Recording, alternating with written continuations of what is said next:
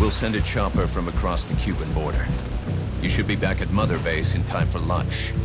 You'll probably just miss our guests. The only catch is you go in solo. The politically sensitive nature of the mission needs backup is not an option. Fine. I like some alone time now and then.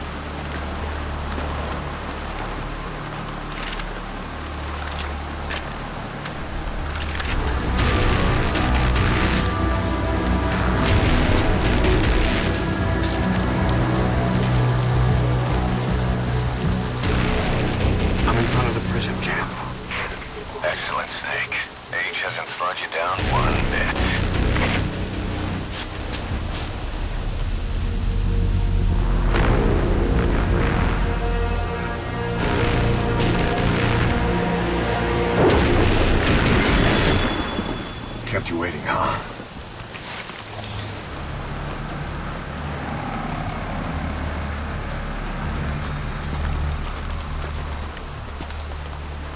She told us everything. Don't worry, I kept my word.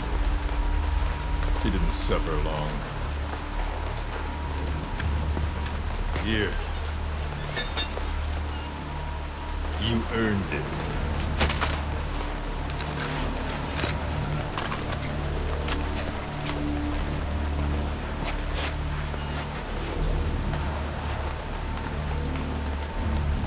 How's it feel to play the traitor? No more war games. You're a real man now, soldier.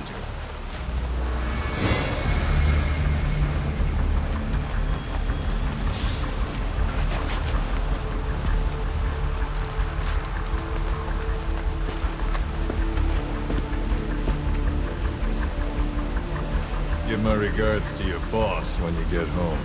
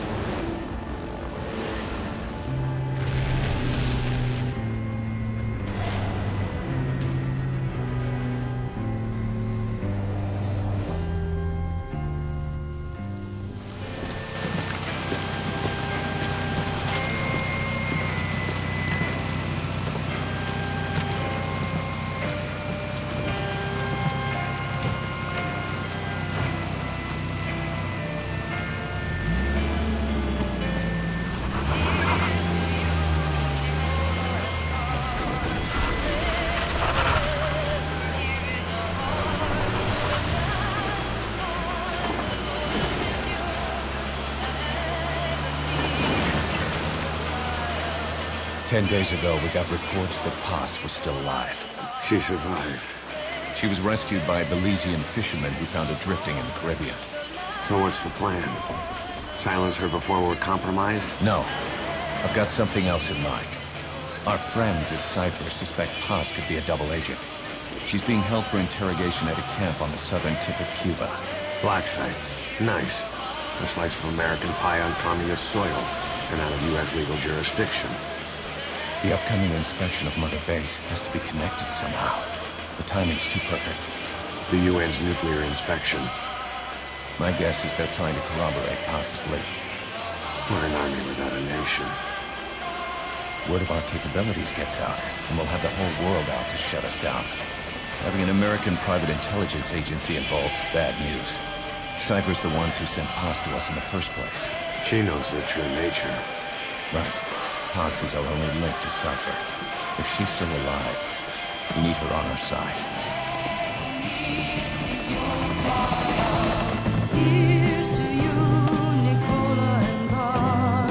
Rest forever here in our hearts. The last and final moment is yours. Chico and Paz are being held in an old unused part of the compound. Is your Get inside and head trial. northeast. Here's to you, Nicola and Bart. Rest forever You've got to here stay in out our of sight. hearts. Before you go any further, use your binoculars to recon the area. What do you see? This is quite an obstacle. Press the action button.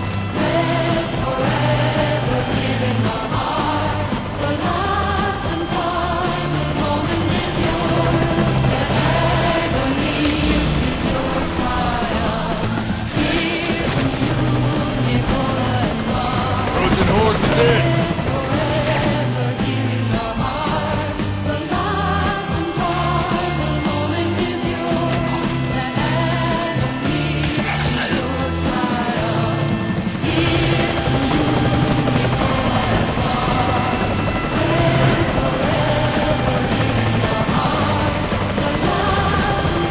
Firing back down the coast!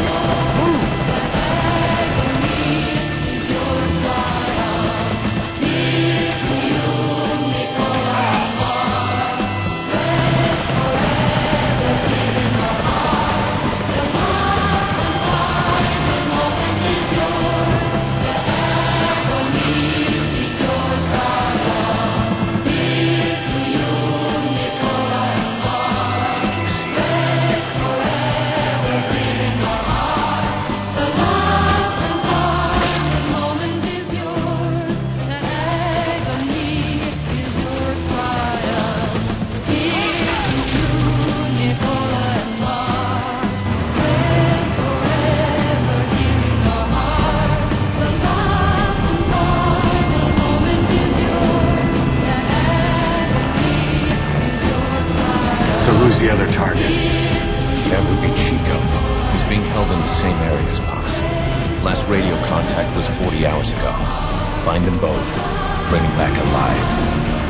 Enter the compound from the south cliff. Secure Chico and Paz, then report back from the rendezvous point.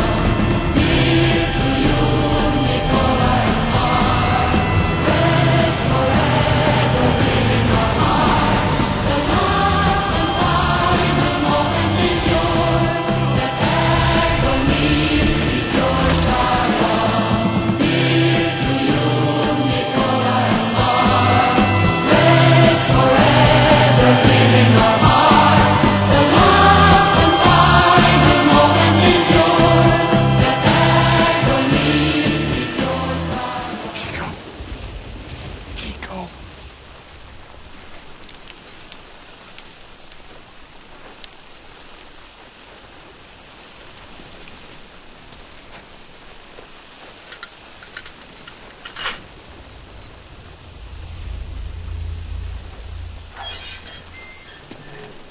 Chico, it's me.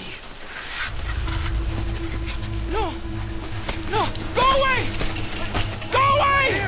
Come on, man. Let me out of here, please. Get off me! Get off! Chico, keep it down. Go away! Right over here. Hey, you gotta let me out. You let me out, no. Stay here. Get off me! Get off!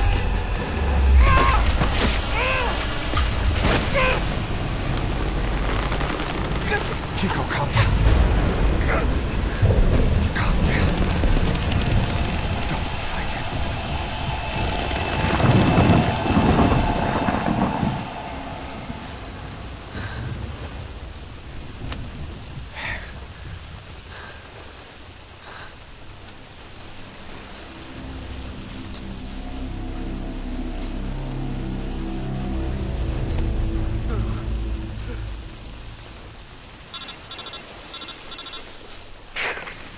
I got Chico.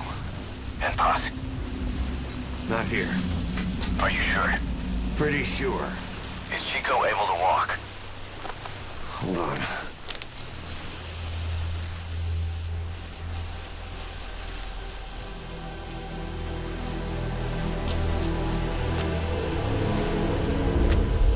Not gonna happen. You'll have to carry him out then. Okay, boss, change your plans. Haul Chico over to the rendezvous point. We'll get Paz's whereabouts out of him once he's calmed down.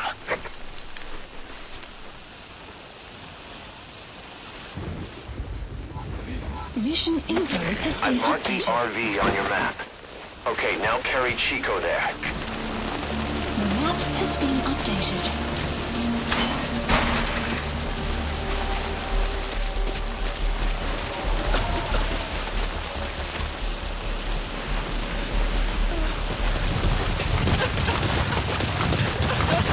The RV's just a little further.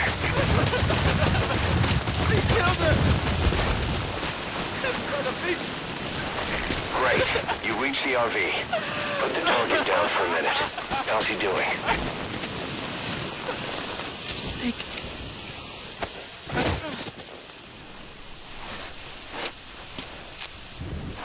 Chico, where is Paz?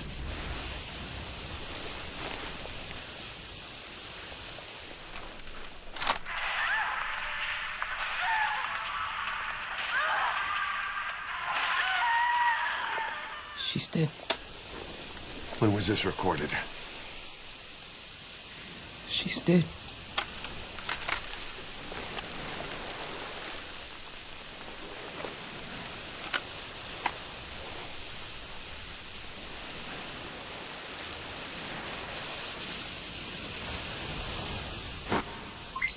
Okay, now use your iDroid to call the chopper for pickup. Updated.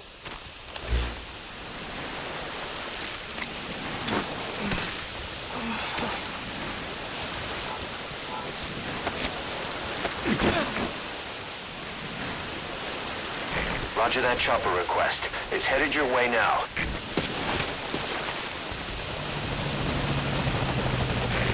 This is Morpho.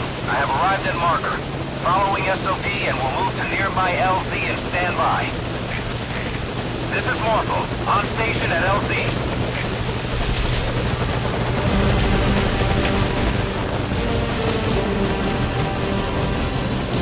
Put the target on the chopper.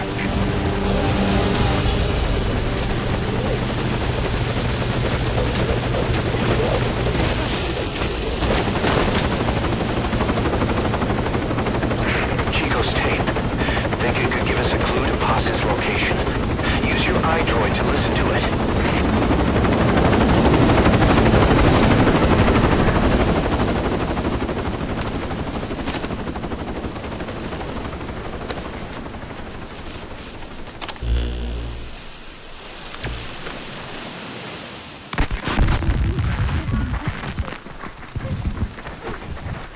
Buzz!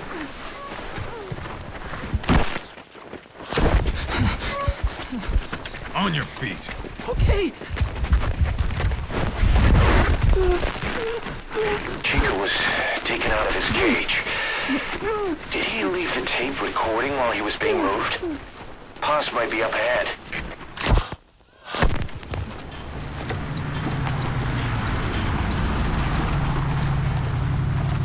I hear vehicles. And a flag.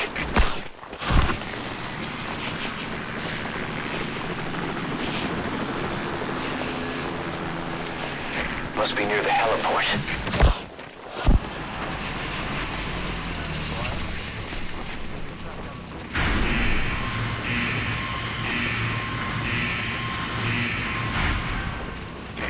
gate.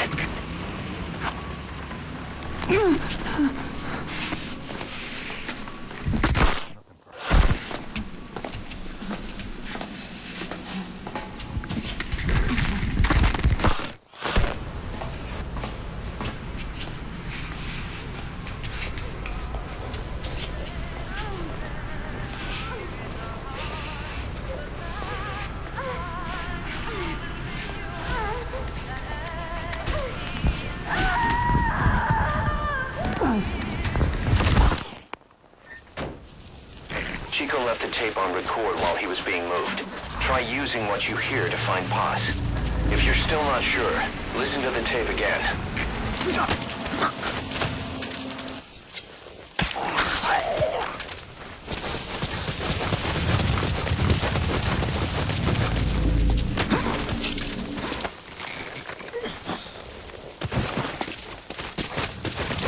The helipad. That matches Chico's tape.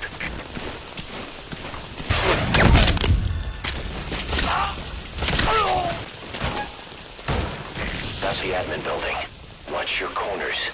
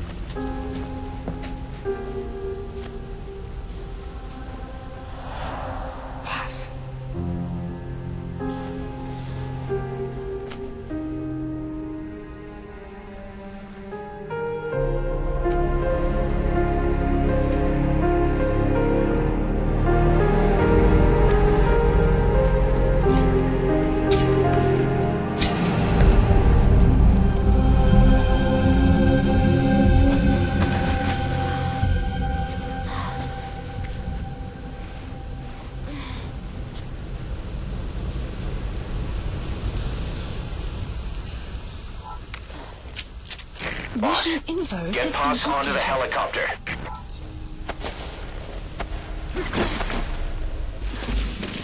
Stay away. You. Guy doing the check has been here by now. The outer gate's open and everything. Leave the gate open. He must be running late. Should we do something? They gotta check the vitals of that prisoner, don't they? Stay away. Got nothing to do with this. Forget about it. Yeah, check. You hear that? You need to hurry up your escape before they realize Paz is missing. Stop it.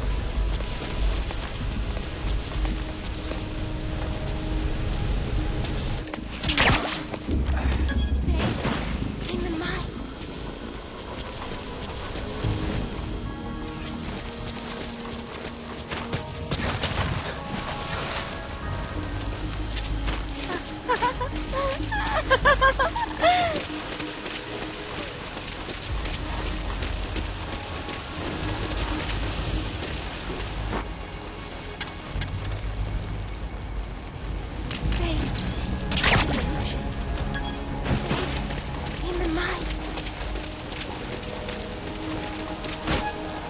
Go ahead and call the chopper. Keep an eye out for nearby enemies. They could try to shoot down the chopper. Give me all you want.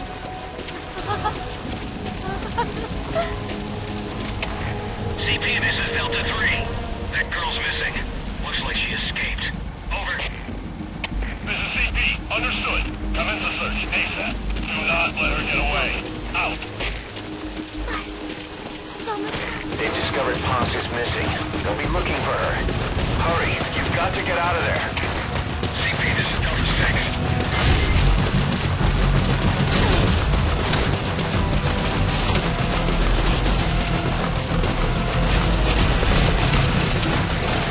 Nearly there, boss.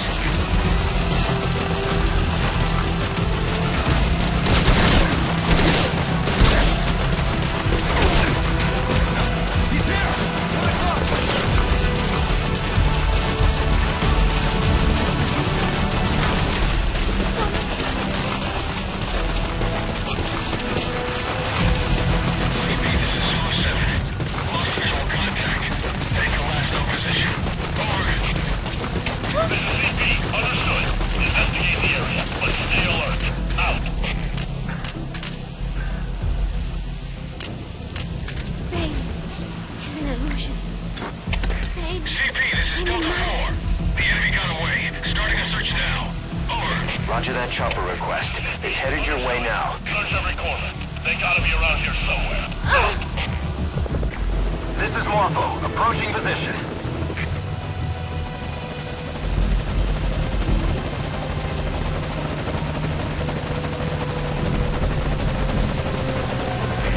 This is Morpho.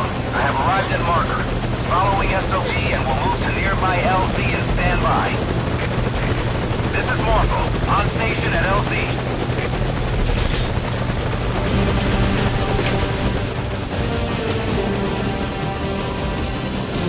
Put the target on the chopper.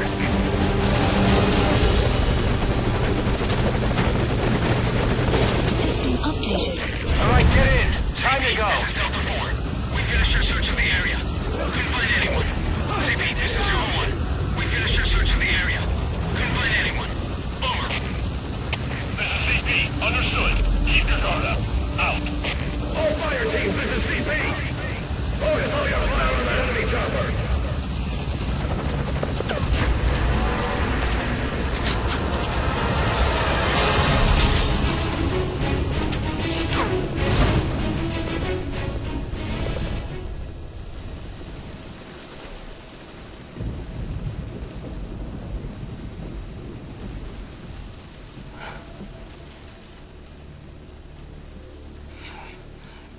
Snake. Snake! Medic!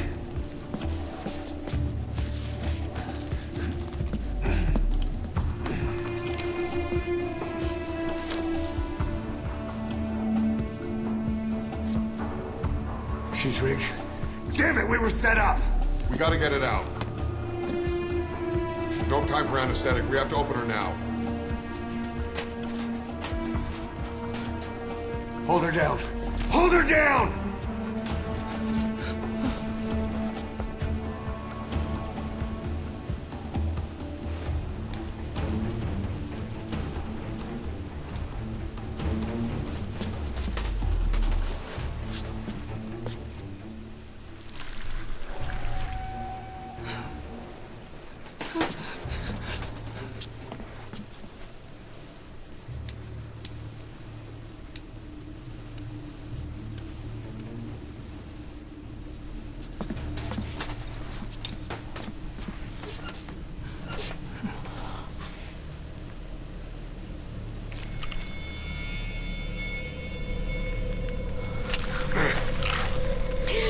Keep her gun in.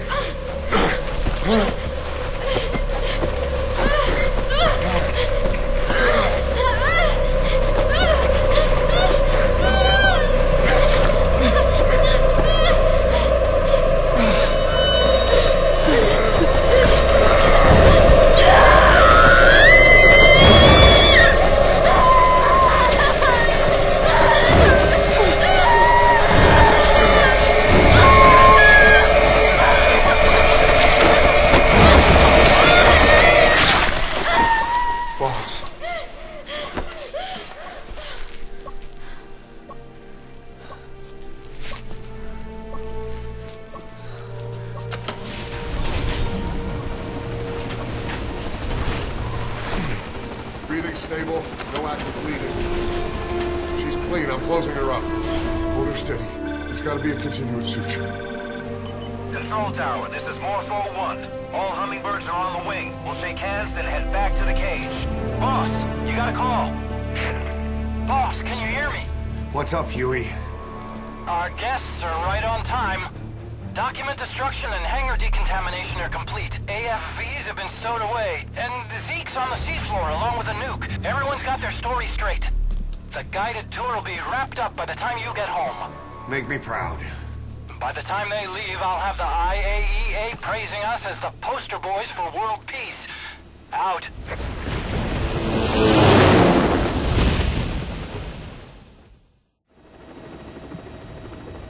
Tower, this is Morpho 1. Do you copy? Can't get through. The link seems fine, but...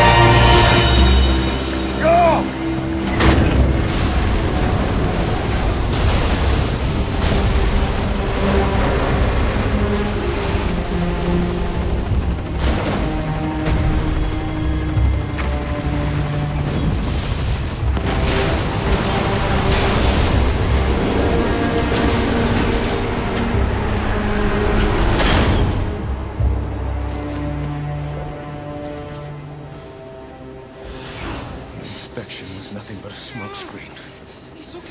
I heard explosions, then... They played us like a damn fiddle! Give it back! This isn't right, that was ours! We built it, damn it! You spying bitch!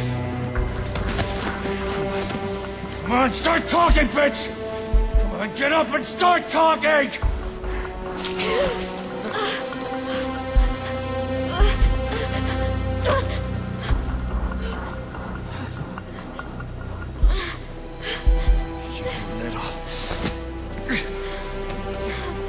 Bob, there's...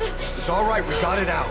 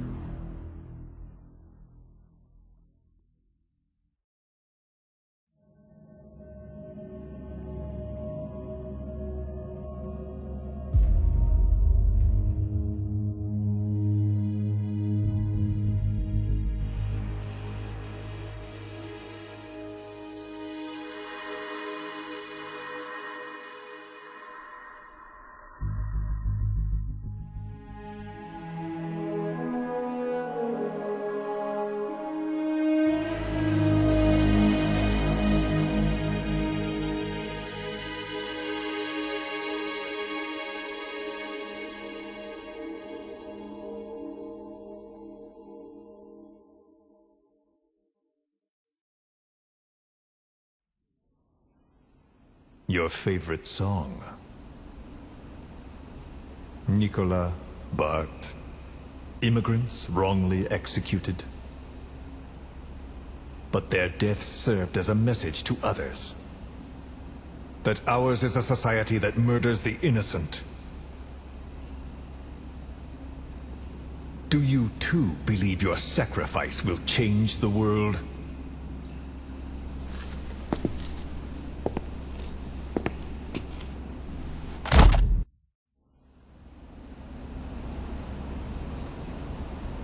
Cypher's been in hiding ever since his grand experiment.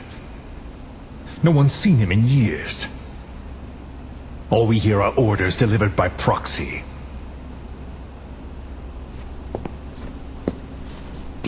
Except you.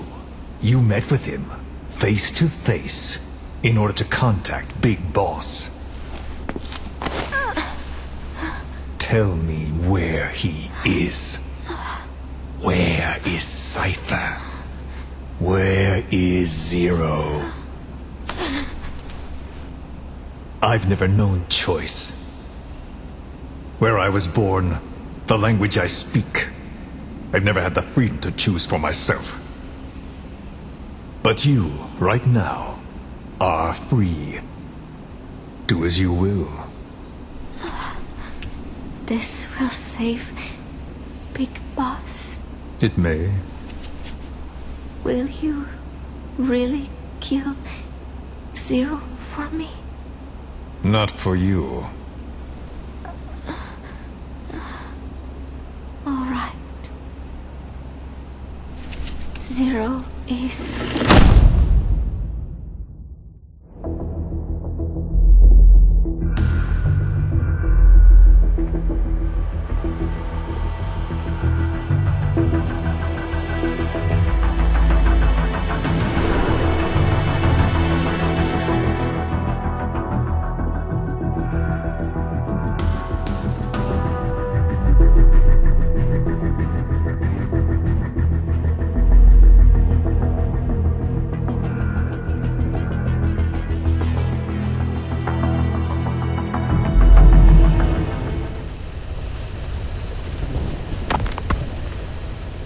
Snake, yesterday we received official communication from the IAEA. It says, it has come to our attention that your organization recently purchased nuclear fuel from Uzbekistan authorities. We request permission to inspect your facilities. What a load of bullshit. Yeah, they're after Metal Gear Zeke's nuclear warhead. I'm betting this is payback from Cypher after Paz's leak. Using the UN. There's no telling how much influence they have. But the IAEA can only do inspections in countries that are party to the NPT. And we're not a country. Exactly. We haven't signed a safeguards agreement with the IAEA over peaceful nuclear use, and we're not obligated to report any nuclear material we have, nor information about any nuclear facilities. The IAEA has no authority to inspect us. But despite all that... That nuke's our last line of defense. We don't want to announce we have it until the world is preparing to wipe us off the map. Until then, we let everyone think we're just a private army with conventional firepower. What's Huey's take? That the problem's how to hide the nuke in Metal Gear. But I gotta tell you, he was all for it. I see. But there's no way we can have the IAEA poking around here. So what do? Ignore them?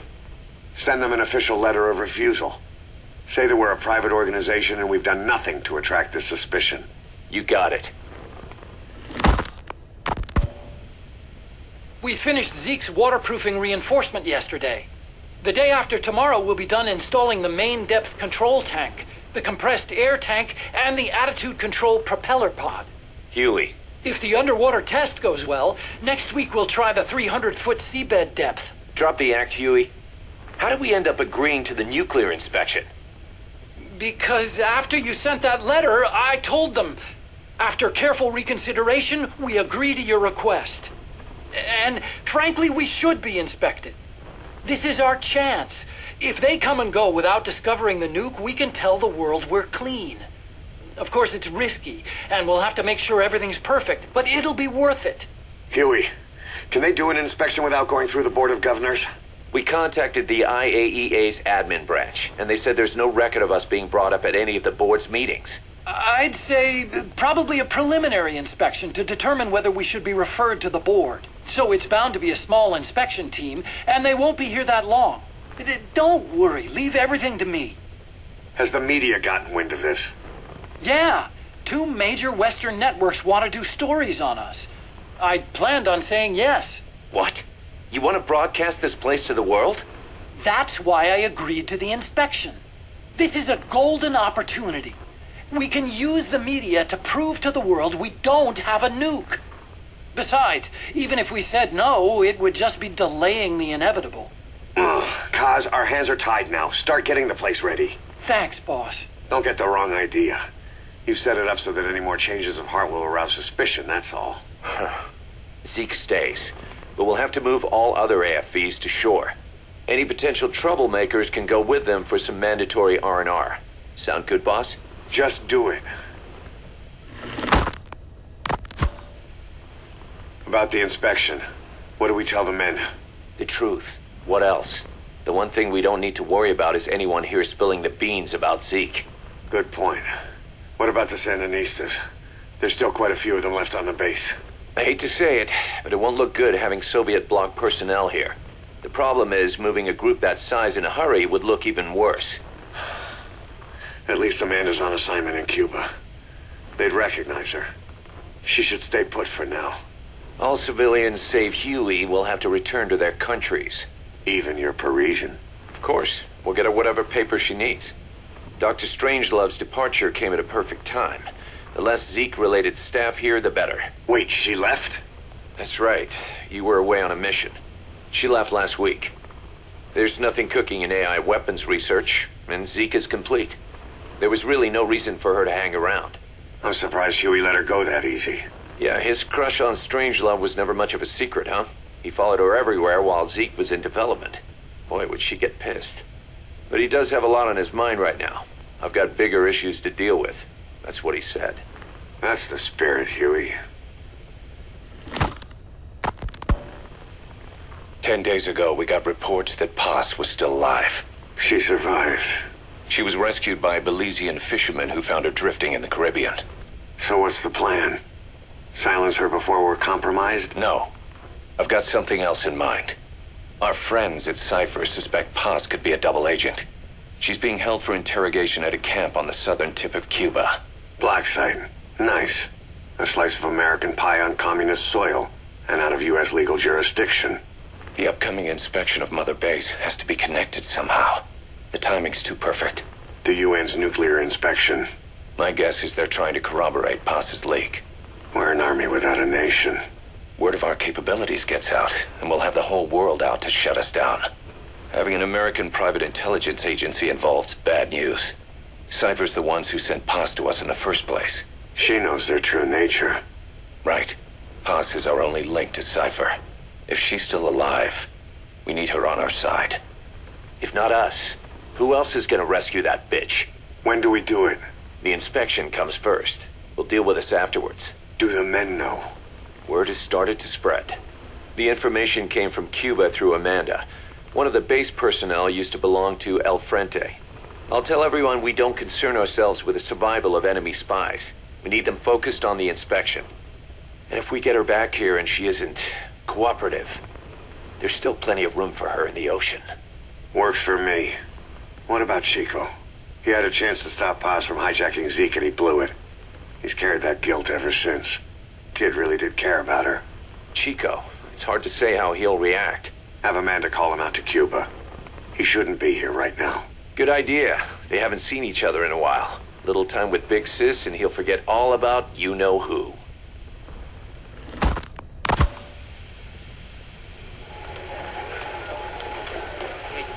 What? Still no sign of Chico? What's going on? It's Amanda in Cuba. Our resupply package arrived, but Chico wasn't with it. Relax, Amanda. I'm sure he's just exploring Havana or something. First time in the big city. Could have gotten carried away. Cos, wait. The boat Chico was on, did it stop anywhere before it got to Havana? Yeah, it had to refuel at Santiago de Cuba. You don't think... Oh, shit. You gotta be kidding me. He does this now? It's 60 miles from Santiago to the prison camp. Chico used to cross the mountains with the older Sandinistas like it was nothing. He'll make that in 3 days. Still, even if he does find his way there... You know how reckless he can be. Chico thinks we've abandoned Paz. That's why he's doing this. We'll start by having the intel detachment in Cuba look for him. We can't let him be captured.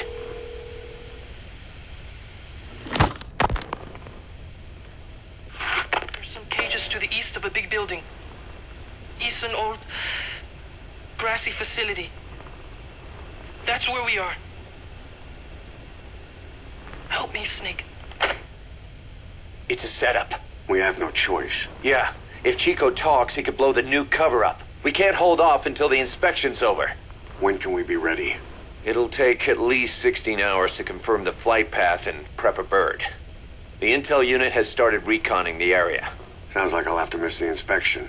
Boss, we'll just have to send someone else to get them out. No. I'll go. Yeah. Chico and Paz would only take orders from you anyway. And we can't go taking on those Marines at the base head on. It's gotta be off the radar, and it's gotta be you. Hold down the fort, Cos. Snake, you can forget about civil liberties where you're headed. God only knows what they'd do to you if you got caught. Do not let that happen. The Cubans leased the land to the U.S. as a gesture for helping them gain independence from Spain.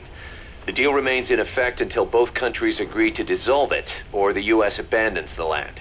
That's why America still operates the base even after La Revolucion.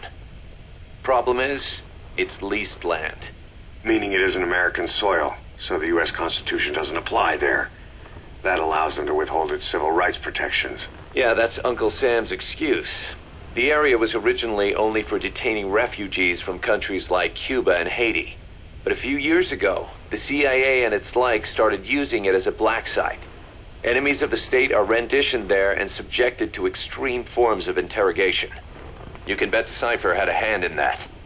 As you'd expect, American and other Western human rights organizations aren't allowed anywhere near the place. What happens there disappears down the memory hole. Who knows what they're doing to Chico and Paz? I'd like to interrogate her ourselves. But if worst comes to worst, make sure she's dead. Chico, on the other hand, we have to bring back, fast. He knows too much about us. Cos? The area is surrounded by mines placed by both the U.S. and Cuba, making escape on foot impossible. You're heading into the lion's den, Snake. Don't take this one lightly. Come back in one piece. Yeah. I heard about Paz's tapes. Yeah. Why do you think she'd leave him behind? And that diary? Whatever it was, her commitment was wavering. That much is clear. So she was leaving clues to help us? No way to know for sure. And the ocean's not giving her back. November 4th, 1974. At the outskirts of Barranquilla, Colombia. Contact with Big Boss successful. Zadornov posed as my professor, but Big Boss took one look and knew he was KGB. However, he does not seem to suspect me. To him, I am just a peace-loving student, and another victim of the CIA. We asked him to drive the CIA out of Costa Rica. To him, this means betraying his country. His forces are smaller than anticipated. They drift from place to place with nowhere to call home. That provided us an opportunity, so we seized it. Zadornov offered them a plant off the Costa Rican coast to use as a base. As expected, Miller jumped at the chance. Although initially reluctant, Big Boss came around when Zadornov played him the tape. All because the voice on it sounded like his mentor, the boss. Naked Snake, the man who once saved the world from the brink of nuclear war. Awarded the title of Big Boss for his service. He later became a mercenary, abandoning both his title and his country. To him, that honor was steeped in the blood of the boss, the mentor he was forced to eliminate. Exceptionally charismatic, he possesses unparalleled combat and intelligence-gathering abilities. His only discernible weakness is her. This operation hinges on how effectively we can exploit that. Kazuhira Miller is Big Boss's lieutenant. Half Japanese, half American. He once served in Japan's self-defense force. Though he and Snake first met as enemies, they discovered a common bond and together built their private army, with Miller directing business and administrative affairs. He comes off as shallow, but his true intent is hard to read.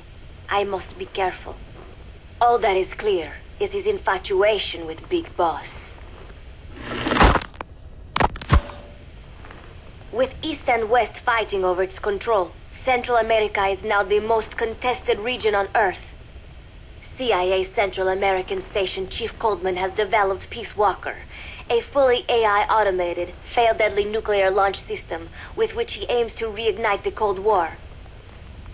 Snake's new objective in Costa Rica is to prevent that.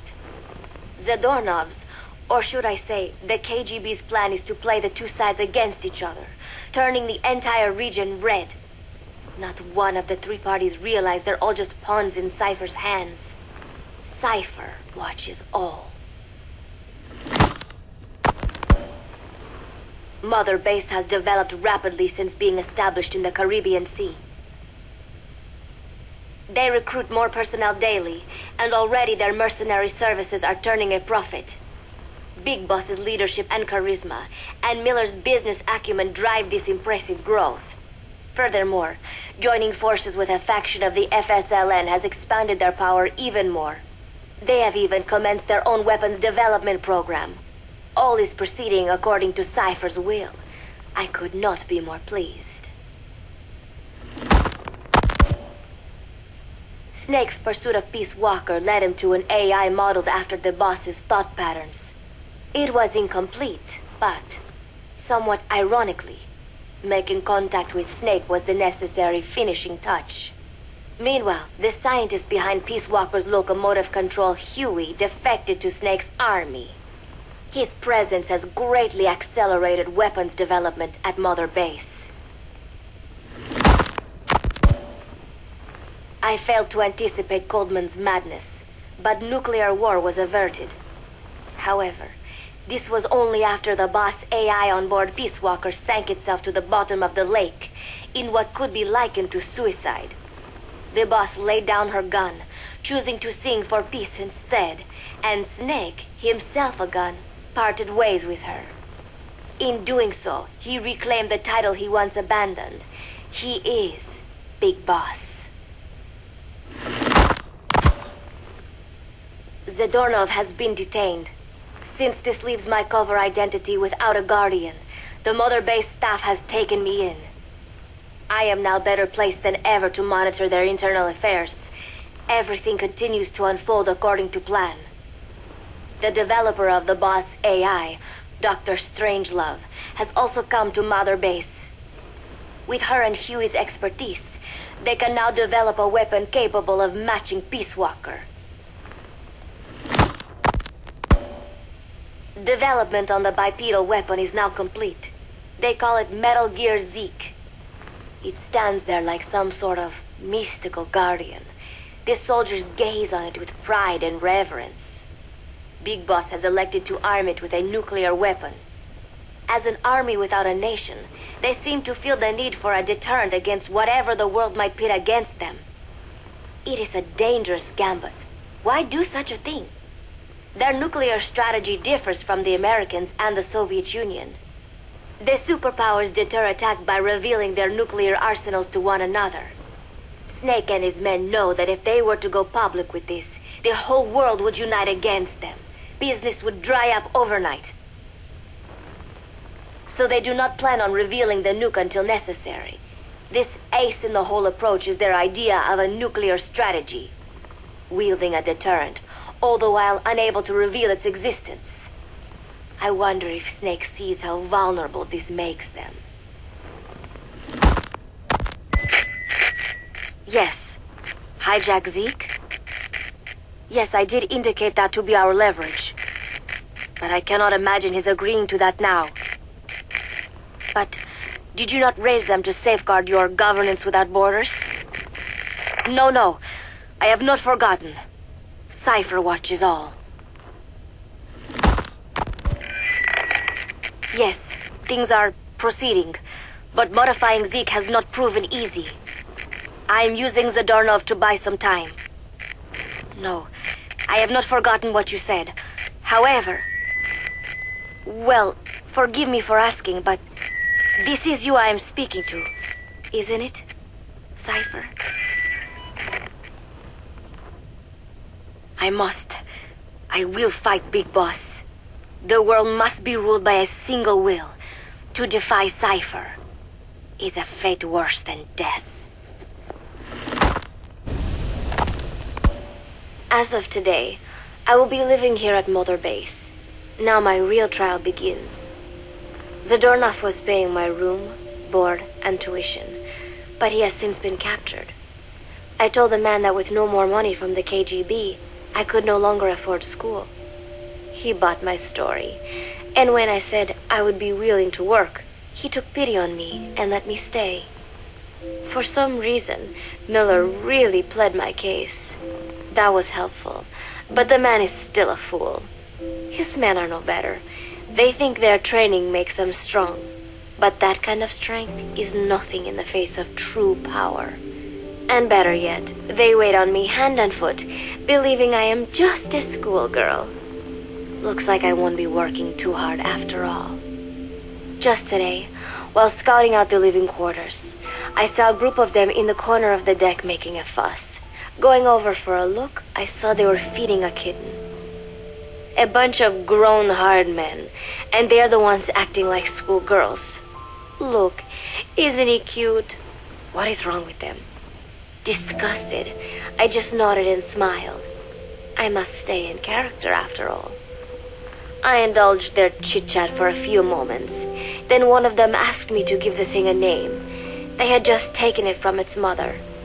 I named it Nuke. I improvised some nonsense about how our compassion for living things can help prevent wars. The men gave me a little fish. I held it out in my palm and the kitten happily ate it up. What a pathetic, feeble creature. It sickens me. Today, Chico invited me to go fishing with the soldiers. I suppose finding one's own food does have its merit, but I prefer not to be involved in such a degrading task. And their prattling on about fishing being fun is nonsense. I'm not here to find playmates. Nevertheless, distasteful as it was, I went along in order to maintain my cover. Chico thrust a fishing pole into my hands, and we went up onto the deck where several soldiers had gathered. They welcomed us warmly. With so few women aboard Mother Base, I'm treated like a princess. No one suspects I am neither a teenager nor a student. It was nice and sunny, with a gentle breeze and waves. As I cast my line and waited for a bite, the soldiers began to ask me all sorts of questions. As always, I answered according to our predefined scenario, feigning a smile. As I sat there feeding them lies, the fish began to bite, and the soldiers began to focus on their prey. Chico had his bait stolen by a fish, and got so angry that he stood up and nearly fell into the sea. Everybody laughed. It almost made me want to join in too. At some point, I got a bite myself.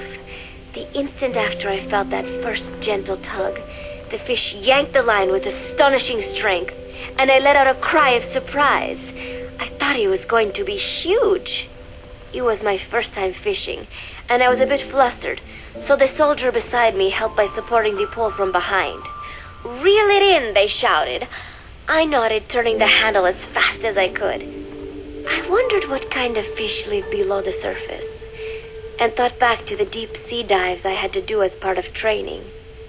Those were difficult days, but I remember finding the multicolored fish gliding through the water incredibly soothing. After a hard fight, I pulled it up. To my surprise, it wasn't even half a vara, rather anticlimactic. But I wasn't doing it for fun, so I wasn't the least bit disappointed. Nuke was hovering nearby with an expectant look on his face, so I gave the fish to him. All in all, a thoroughly wasted day. Preparations are coming along nicely. No one suspects me of being the one to let Zadornov out of his cell. Today, Amanda and I taught Cecile how to make gallo pinto. It is a simple home-cooked dish consisting of black frijoles mixed with arroz. It is well known throughout Central America, not just in Costa Rica, so it is no surprise that a Nica like Amanda would be good at making it. But I was raised in the States from a very young age, and can hardly even remember my mother's gallo pinto. Having to make chit-chat with that clueless bird lover and the so-called revolutionary was excruciating. And, clueless or not, I will need to be especially careful around Cecile, the one who actually recorded that tape. Thankfully, Miller and his men seem to believe I mistook the tape I found for one my friend made. In any case, one can never be too careful. Anyway, the three of us minced garlic and herbs, then cooked them in a pot with frijoles we'd soaked overnight. While waiting for them to cook, we sautéed onions and arroz in a frying pan. Cecile worked the frying pan according to Amanda's directions, but seemed a bit glum. She does have a knack for cooking, though. She is French, after all. We added water to the pan and watched the arroz begin to steam. While we waited, Amanda shared memories of her mother with us. They had been separated because of Simosa, but the taste of her mother's cooking was still fresh in her mind. When the frijoles were ready, we drained the water, stir-frying them with the rest of the vegetables. Quite a complicated process for home cooking. Nonetheless, it kept them occupied. The longer we sat and talked, the greater the chance of my arousing their suspicions. With women, it is not enough to just bat your eyelashes and giggle. It takes a lot of effort to divert attention. When the arroz was done cooking, we folded it into the frijoles and added salsa, stirring the mixture as it simmered. At this point, for some reason, the conversation turned to romance. Why does it have to be that way whenever women get together and chat? Cecile fancies herself to be well-versed in such matters, and gave Amanda all sorts of advice. It was harmless enough, until, to my irritation, she began pestering me whether there was anybody I liked. Not right now, I said, trying to dodge the question. But she pressed on. It's Snake, isn't it? I gritted my teeth and played it coy. Maybe. Cecile nodded and giggled. He is pretty sexy, isn't he? What a ditz. It's all I can manage to just survive. The thought of romance has never once crossed my mind. I have no interest in that kind of man. Soon enough, a rich aroma began to fill the room. The gallo pinto was ready. New came over and rubbed up against our legs, looking for a handout. Unfortunately, it was not the kind of food a cat would like.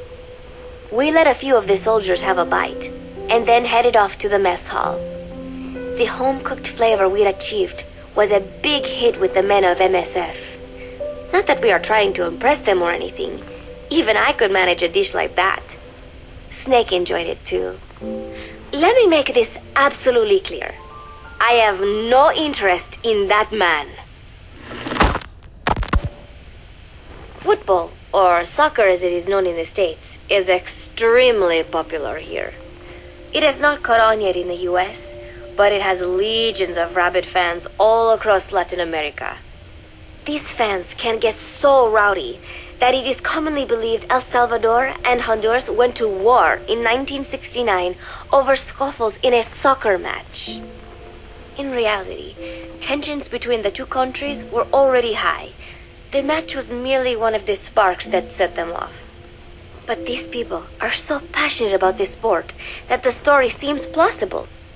Predictably, many of the soldiers here are fans.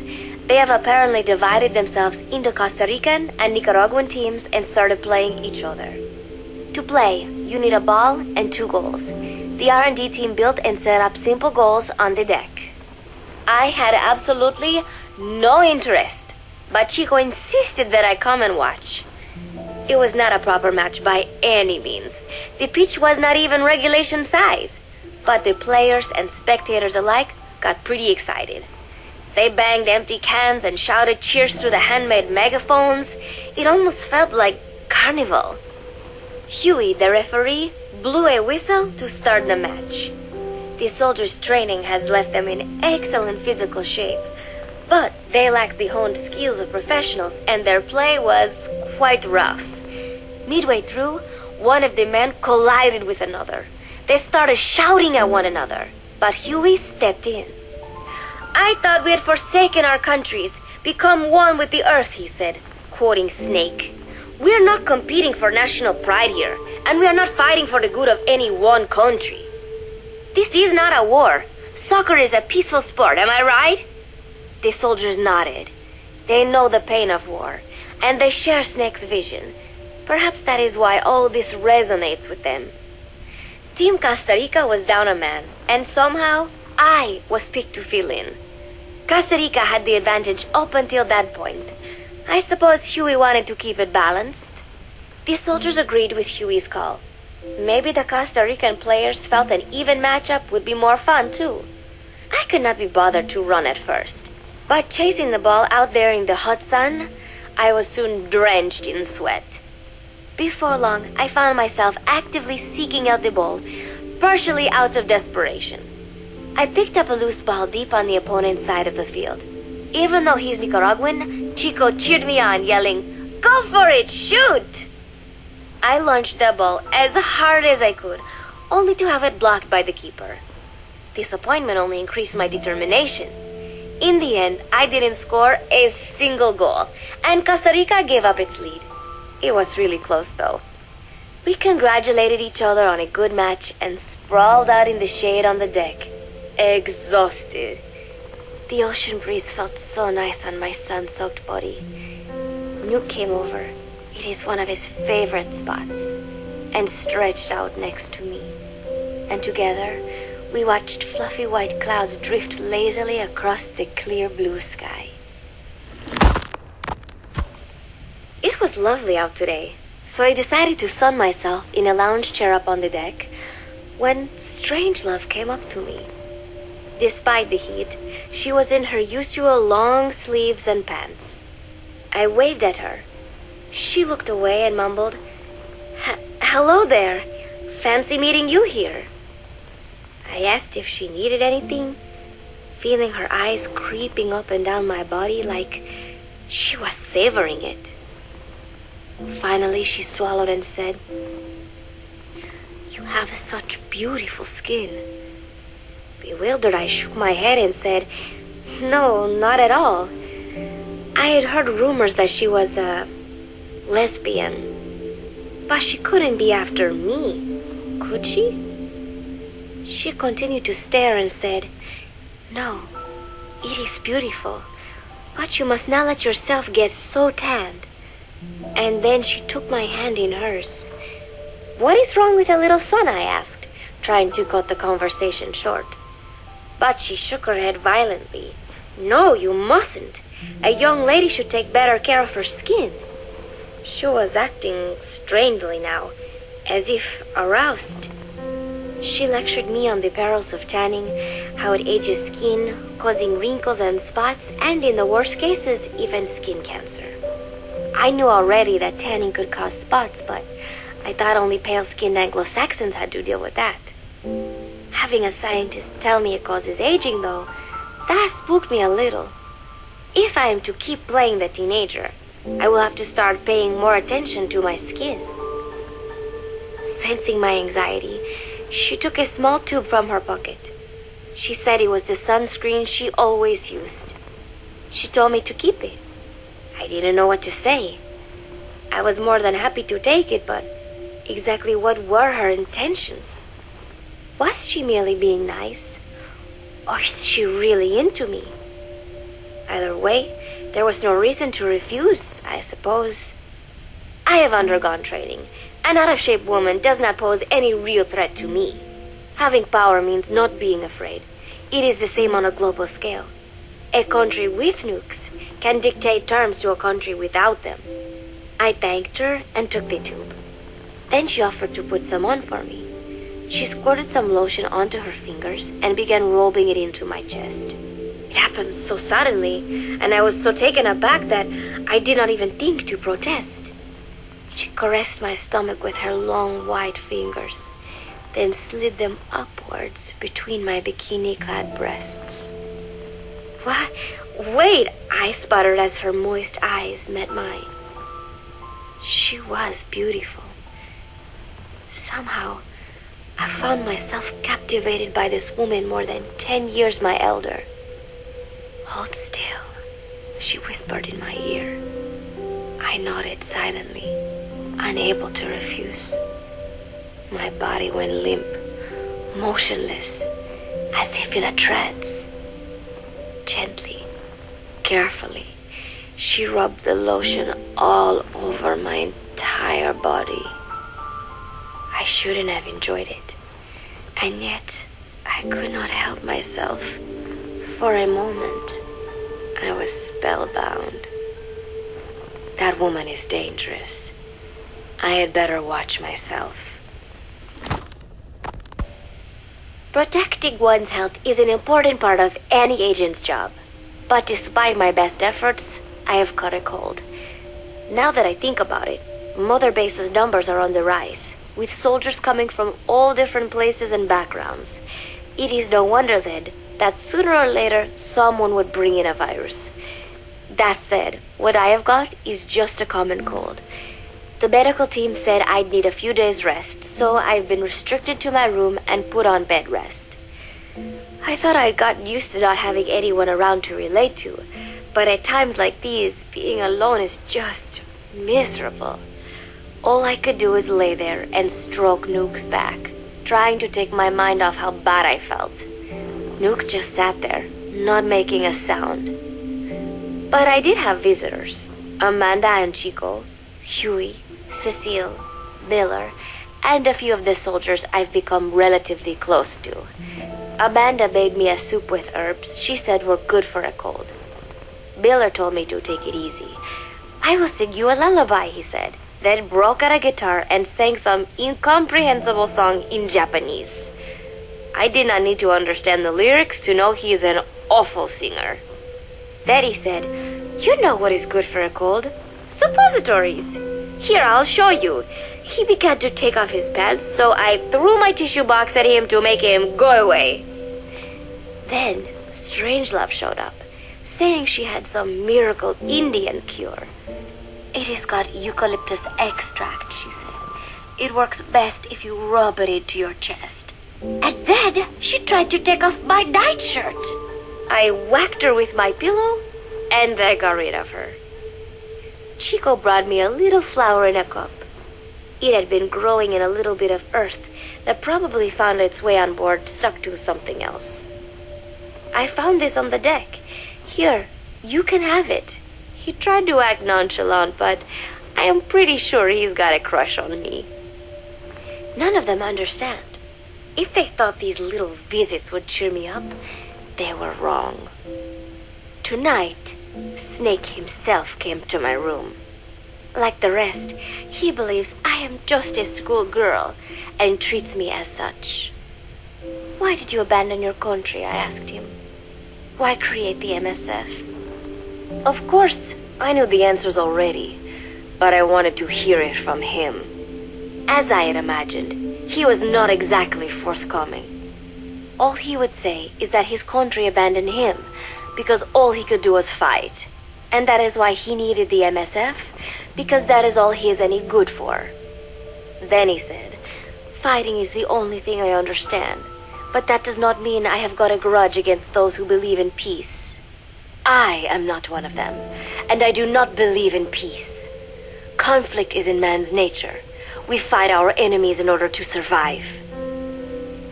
Maybe we are not so different after all, he and I.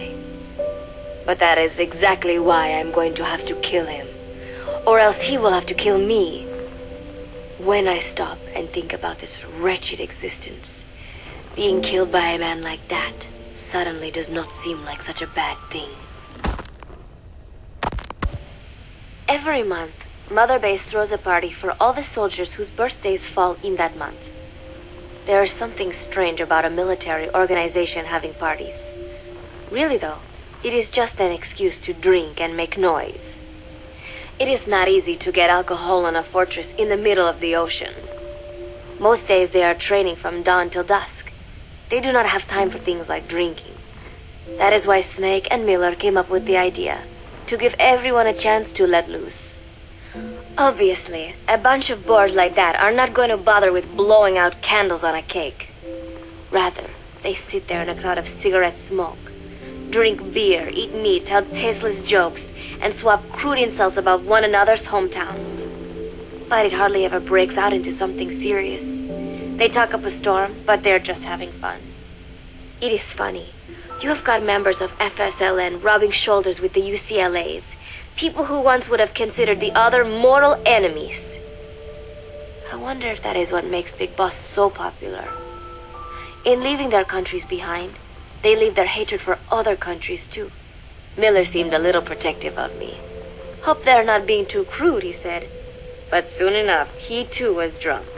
He yelled, "Come here and take a look at the real Kazuhira Miller," then dropped his pants and mooned everybody. The other soldiers burst out laughing. I have never seen such a crude, ridiculous party before. And yet, all these people, laughing and acting the fool. Is this what they call peace?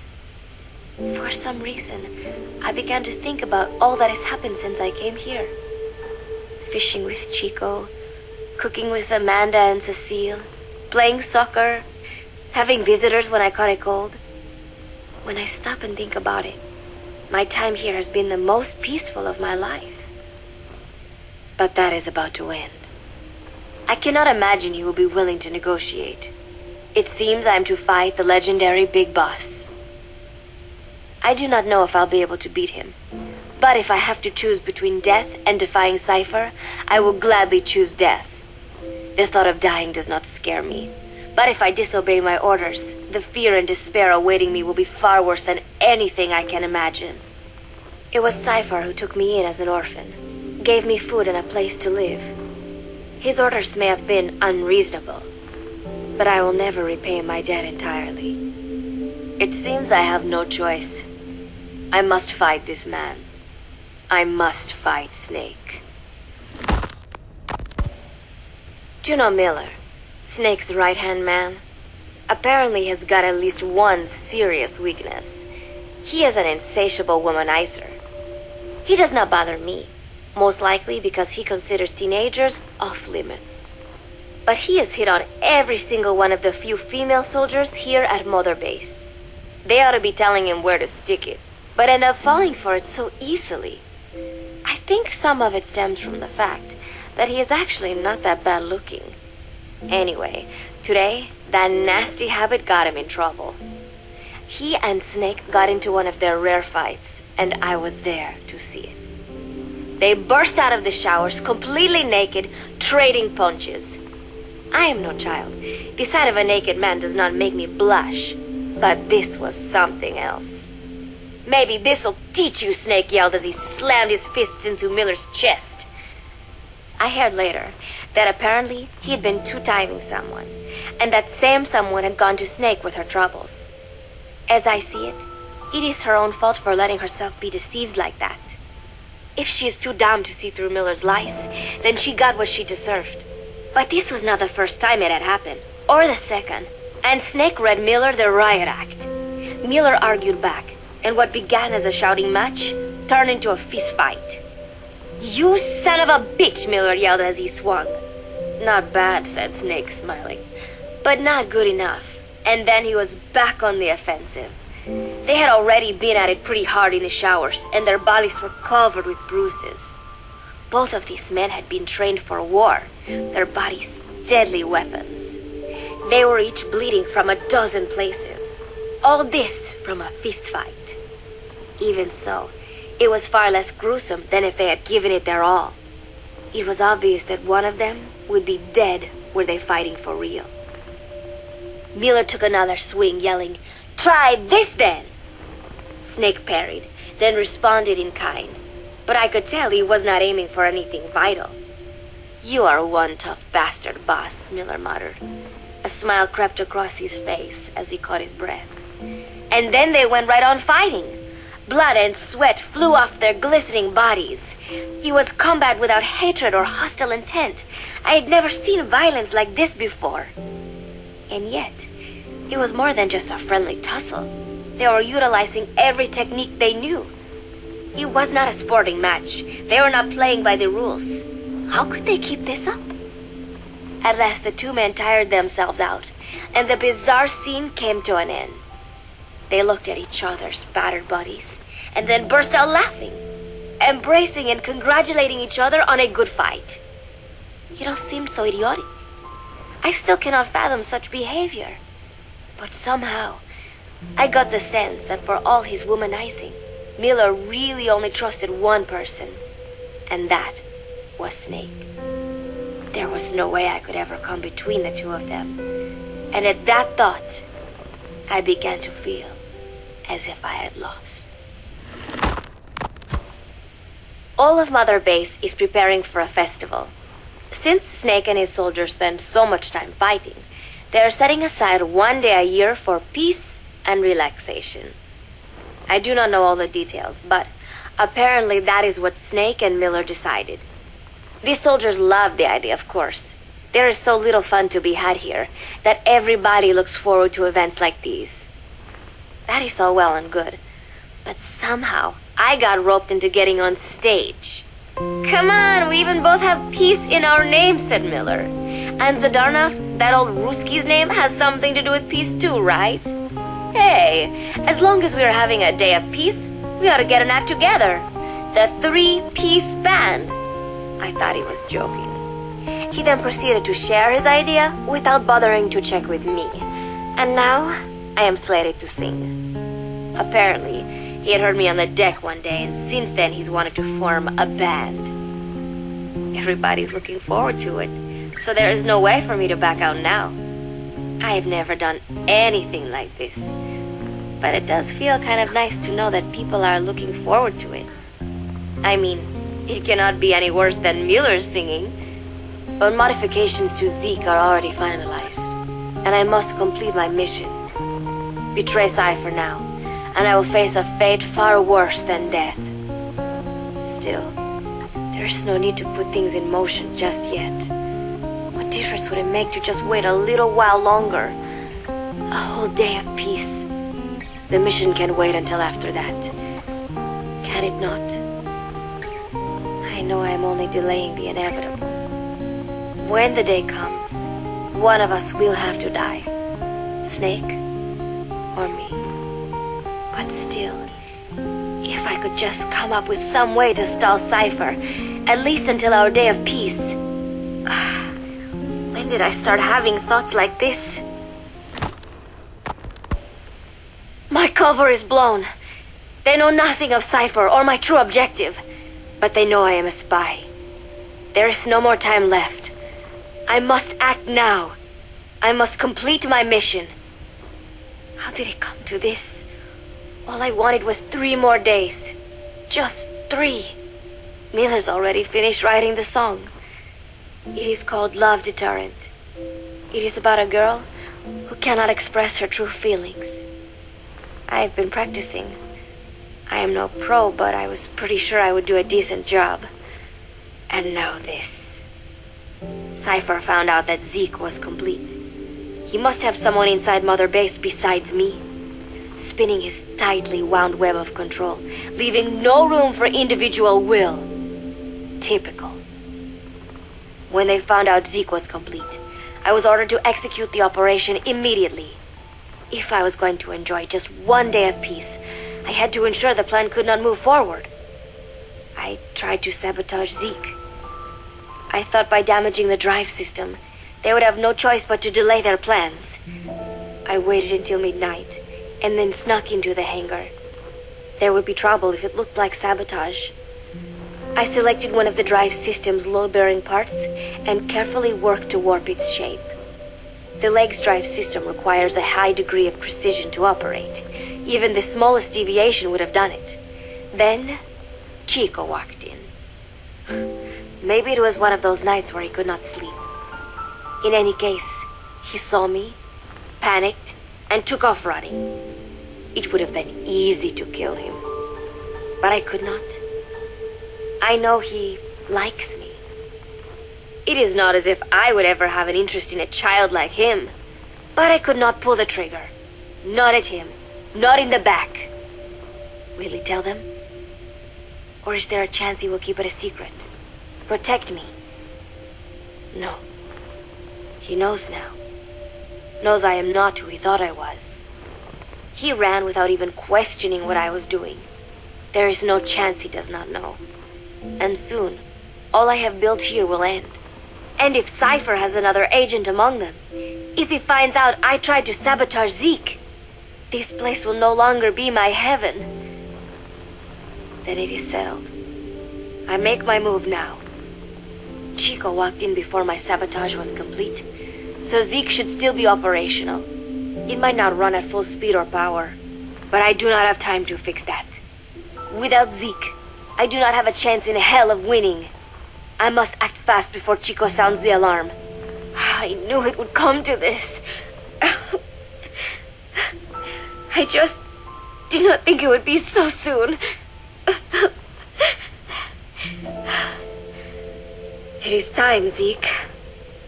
Metal Gear Zeke. Activate.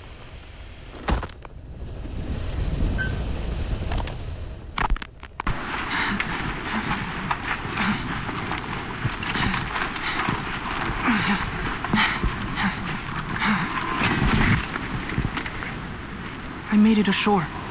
I'm in Cuba. Security looks lighter than I thought. I wonder where Paz is.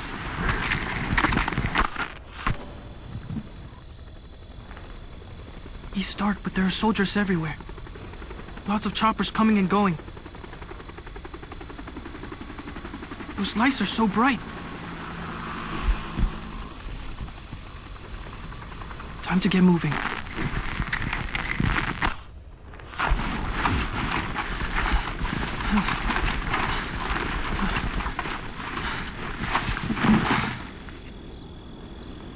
I got close to the fence to see if I could spot her. They had a guard posted, so I got out of there. Guess security's not so light after all. I'm coming, Paz.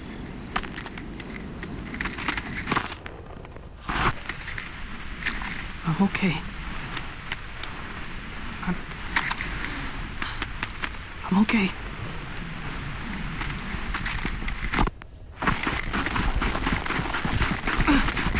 I think I found her. It's gotta be Paz. No. They're looking for me.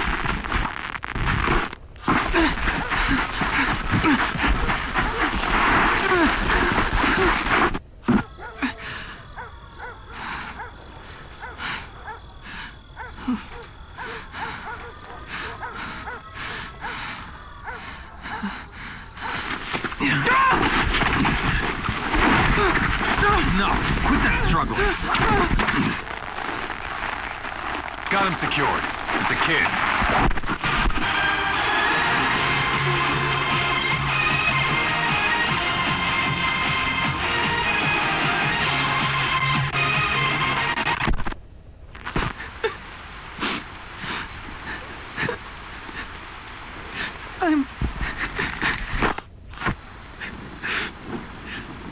I got caught. I'm in a cage. Give me back my recorder. At least whoever finds this will know what happened.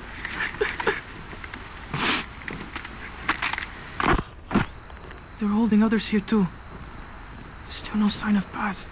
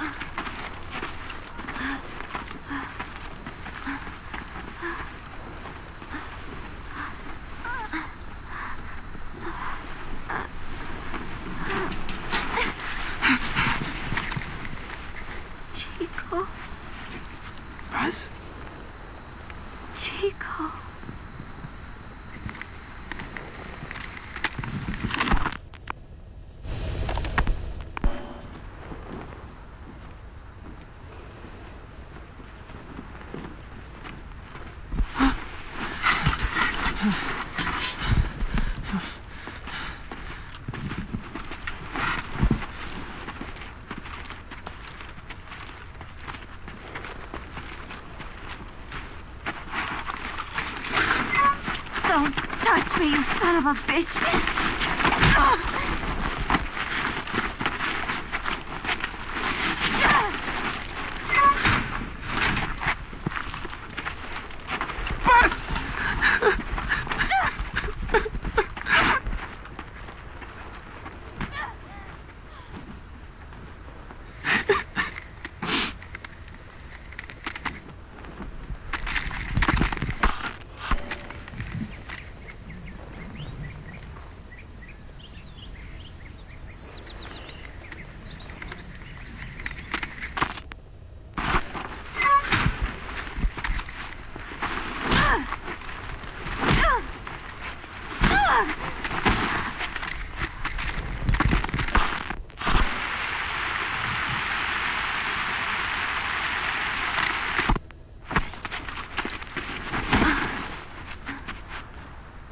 She looks weak. We need her alive. Yes, sir.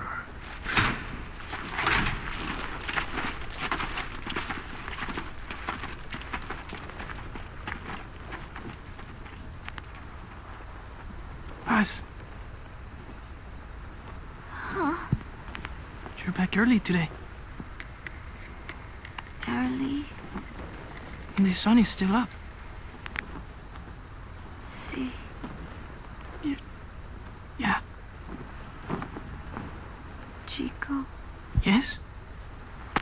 let us not do this, okay? Huh?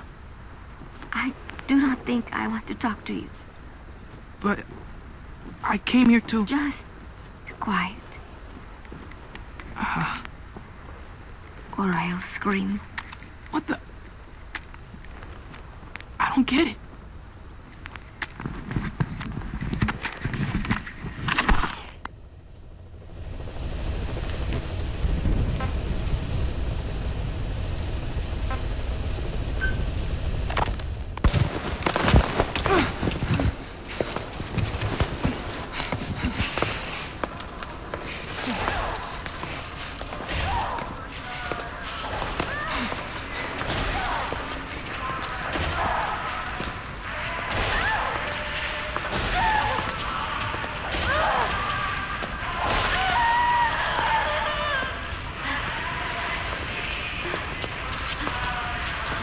You've got company.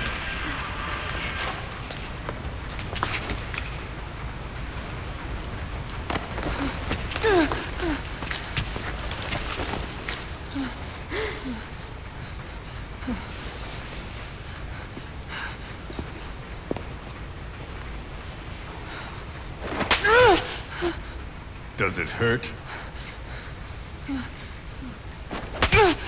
Talk. Talk!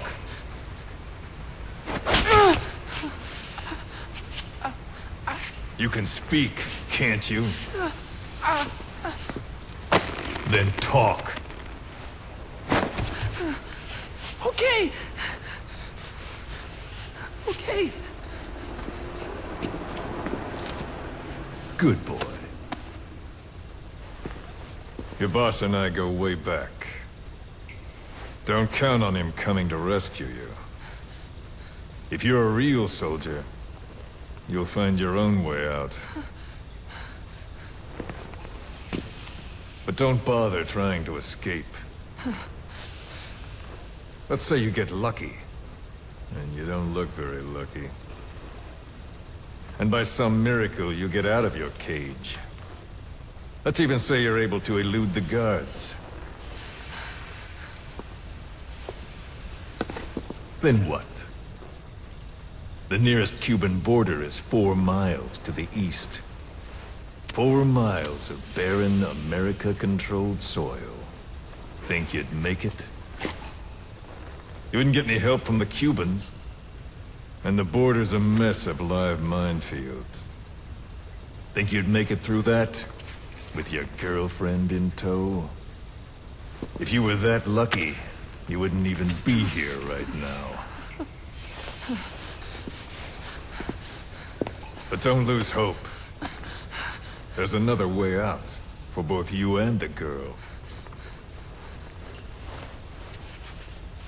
This way is much simpler.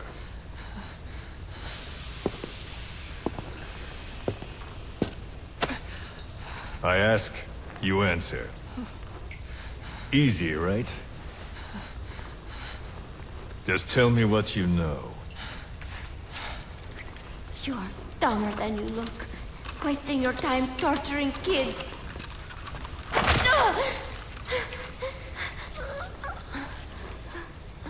Tell me about your base. Chico. Well? Chico! Hit me!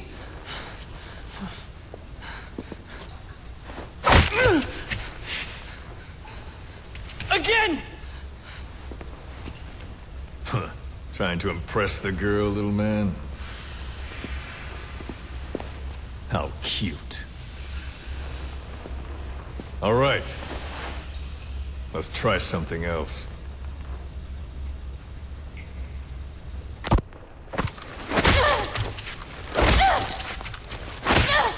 Stop it! She'll get what she deserves.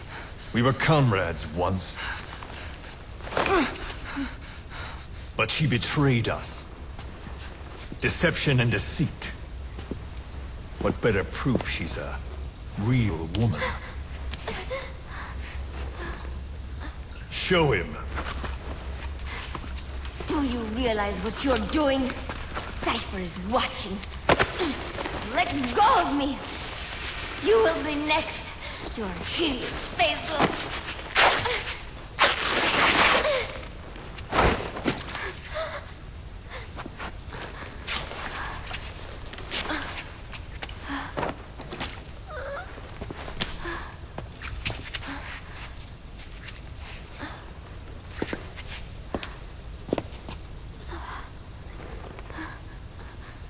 Repulsive, isn't it? Look. Look carefully. Watch out when you grow up, boy. This is the kind of woman you'll want to avoid. Of course, scars like those make it rather difficult to lead a normal life. I should know. Continue. Talk, and you both go free. Chico! No! Don't! Only you can stop this. Don't talk! Chico! Please! No!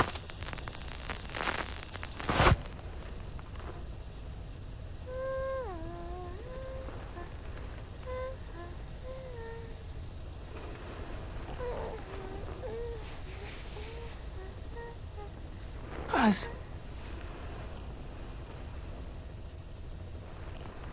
Why?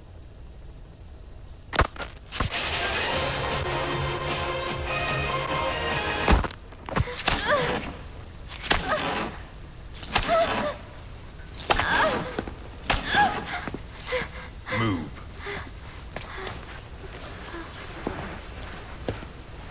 Get up. Huh? You heard me.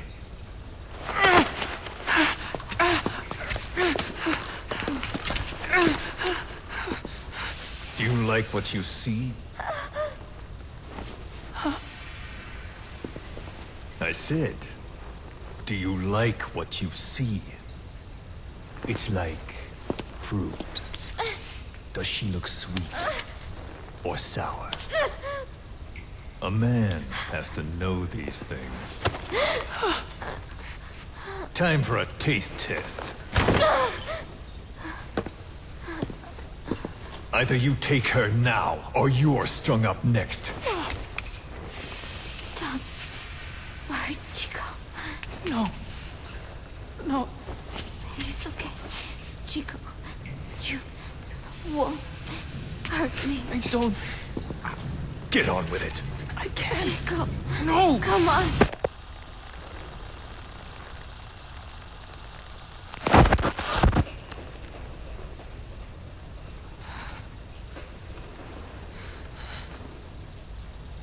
Out at sea?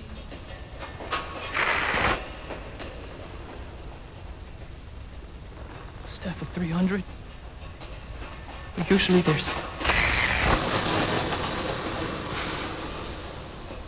Zeke.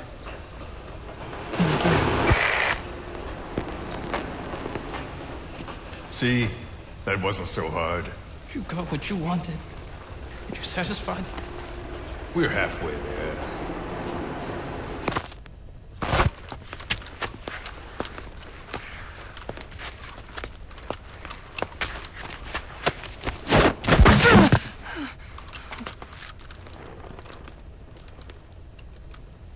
Chico?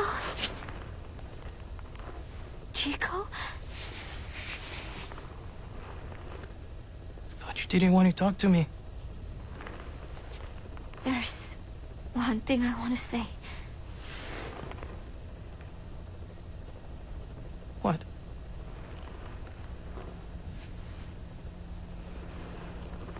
I missed you, Chico.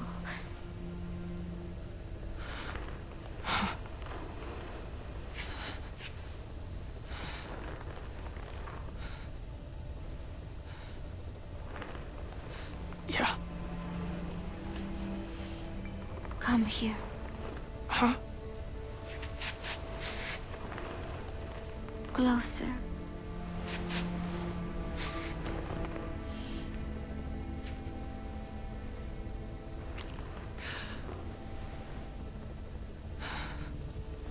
No.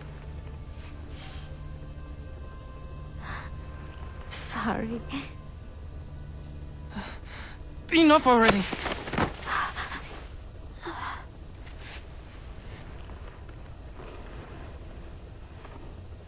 You want to do it here?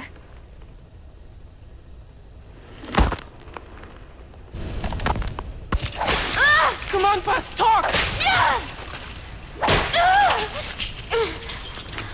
Please, Buzz, I'm doing this for you. Coward! How can you say that? Traitor! Don't make me mad. You're only making things worse.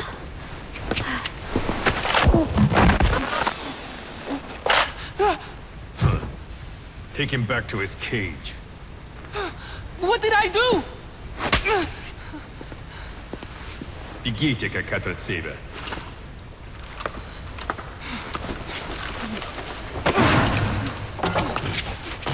Give it back! Give it back! Enough. She's no good to us dead.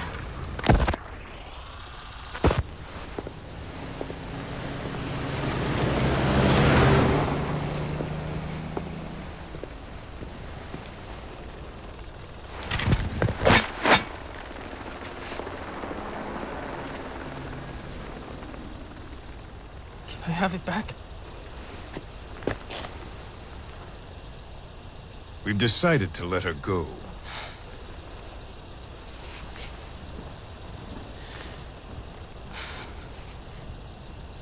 So, she talked. Told her she should have just gotten it over with. She's going back to your boss. But only her. Huh? Those were the terms. She said to leave you here. I suppose she doesn't much care for you anymore. That bitch. Now, you've got quite a problem on your hands. When she gets back, what will she say? That you talked? Sold out your comrades? Your family? You're finished. You mean I can't go home? There's very little I can do for you. And I still have need of your services. Huh? You're going to call your boss for help. We'll make a recording, play it across public frequency bands. To bring him here?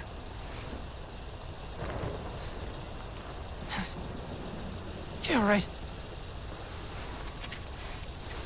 Do you expect me to trust you? I'll never help you! Perhaps. But if you did, I wouldn't mind looking the other way if he did come for you. Take some guards off duty. Let you quietly slip away. But you wouldn't want the girl leaving here alive. She'd have to be eliminated before he came. There's no other way. I'll leave you to think it over. Chico, growing up means choosing how you're going to live your life.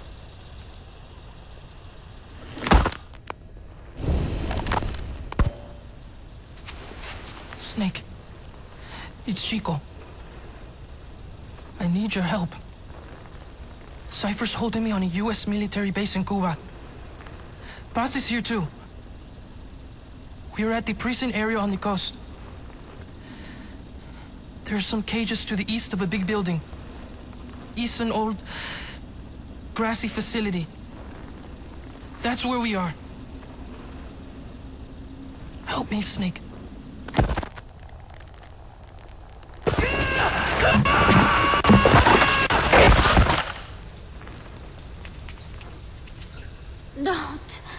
Don't do it. Kids are natural, don't you think?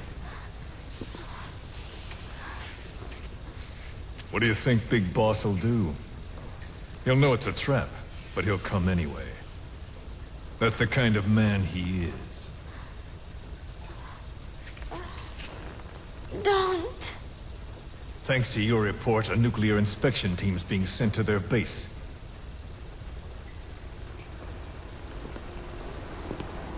The scientist was our way in. It all ends soon, exactly as I've planned. All thanks to you. Cypher would never. Yes, Cypher will surely mourn his death. I'll have no choice but to distance myself from the group.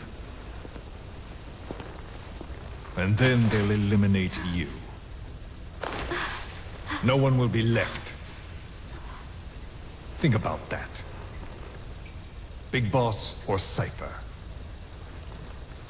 You can only save one.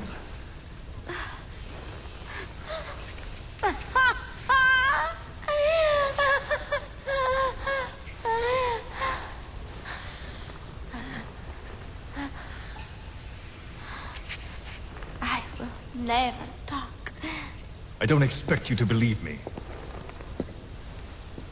The question is, which of the two would you like to give a shot at survival? What I would like is to kill you. The feeling is mutual. But we are secret agents. Restraint is a virtue.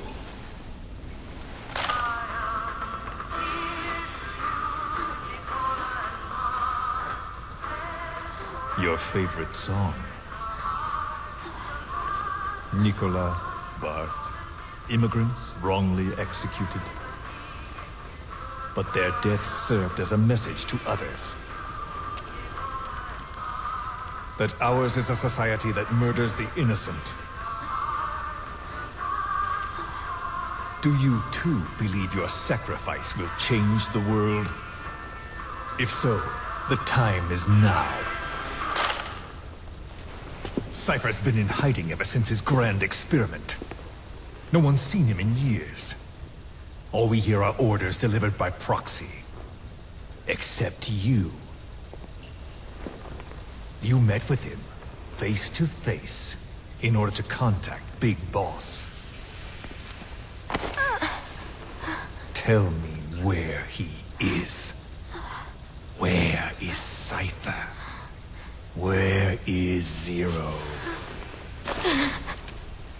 I've never known choice. Where I was born, the language I speak. I've never had the freedom to choose for myself. But you, right now, are free. Do as you will. This will save Big Boss. It may.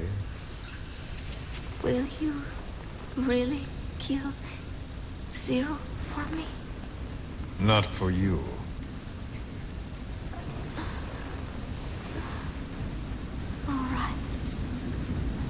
0 is...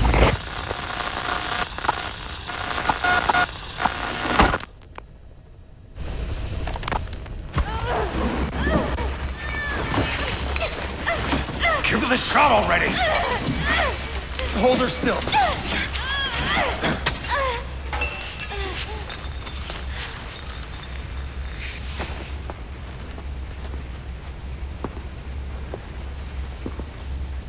Prep the package.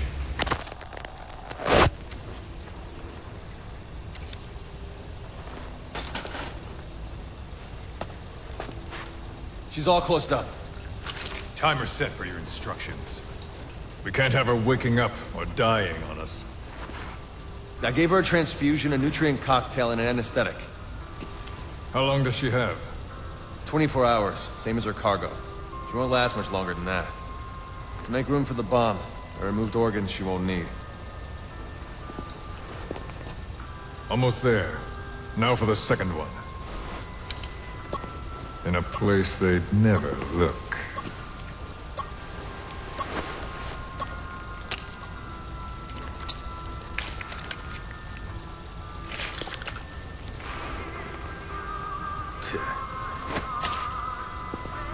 Hang her up.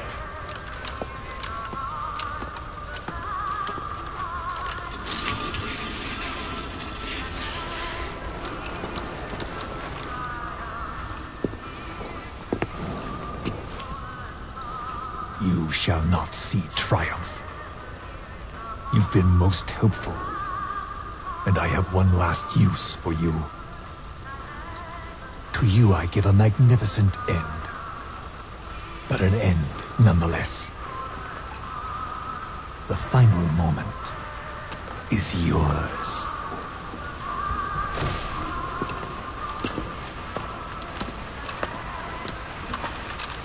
We heard from the advance team. Everything's right on schedule. The C4 has been planted on the legs. Strike team and decoy team are in position. And we have confirmation that Big Boss's chopper is lifted off. A shame I won't see him. But at least I'll get a look at his body. Time for us to move out too. But first, let's stop by and see the boy. I want Big Boss to hear his little diary. Hopefully, he's still a good listener.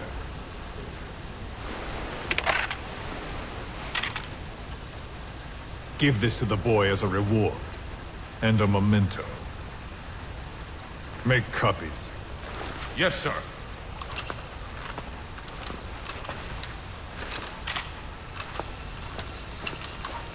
First Big Boss, then Zero. Liberation is at hand.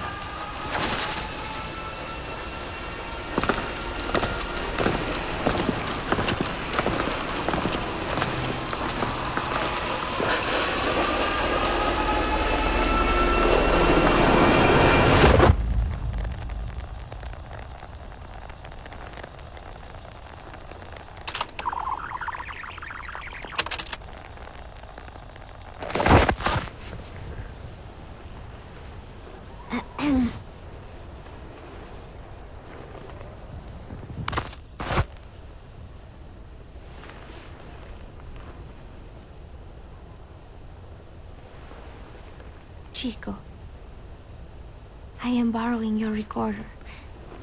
I hope you do not mind. I know it hurts right now, but it will all be over soon. Just thinking that helps keep the pain away. Chico, I would do anything to get you out of here. It is funny. I have never helped anyone else before. Only Cypher. That is the truth. I never imagined you would come for me. I was not very nice at first, I know. But I did not mean it. I was afraid they would try to use you somehow. But to be honest, Having you with me here put my mind at ease. I hope that does not sound selfish. I thought I would never make it. But together, I think we can.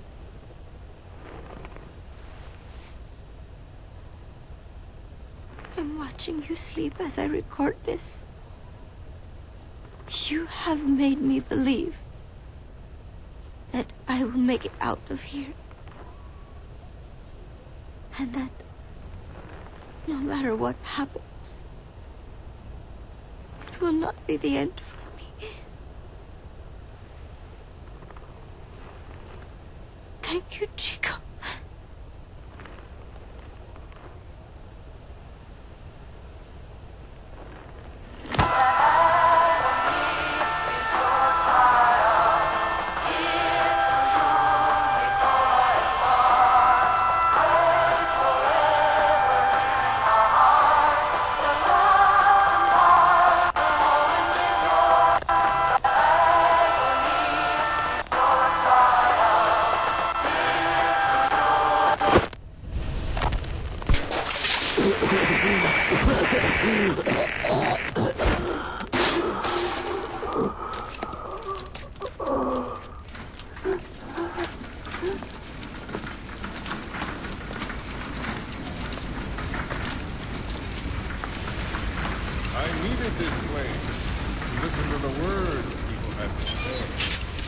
That's something they could never understand.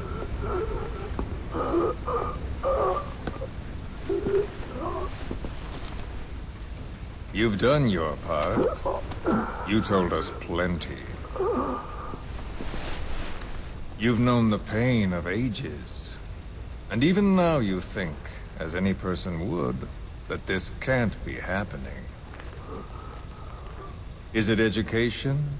Morals? Faith? Just the imprint of a lifetime of stories? Face to face with oblivion, which is where you are, and you still think that help is coming. The world you were born into is made to save you.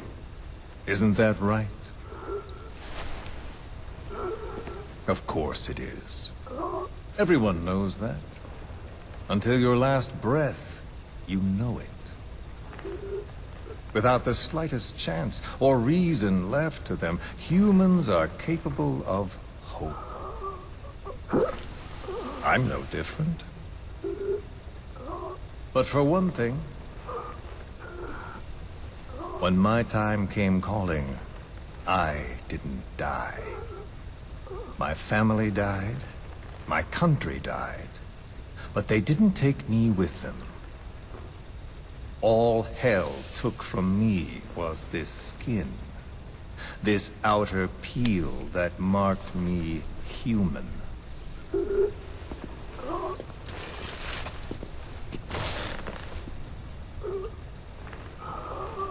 My village had an oilseed field and a fine factory. Every day, my friends and I would see our parents at work in that factory. That's all I had, all the world I knew. Then one day, aircraft came droning in from some far-off sky. The factory was bombed. Some spies had told them we were making weapons. The building burned. We tried to flee outside. The crowd blocked the exit. The crowd of people. Hot. So hot. I tried to push through their legs and get ahead, but a boot in my stomach put me on the ground. The smoke of them burning filled me up. I heard my name called, but not for long.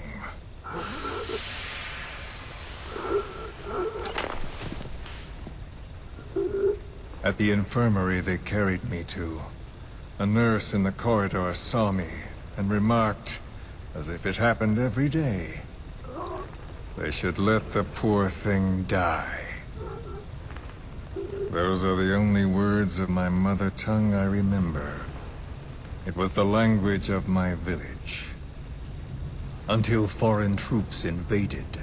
Then the last identity I had left, the words I spoke, were pulled from me. My skin would never feel anything again. This face would be burned again, in torture, at foreign hands. But I still writhe in that burning factory, doused in scalding rapeseed oil. That's all I have to feel, that pain. All I have to remind me I exist here.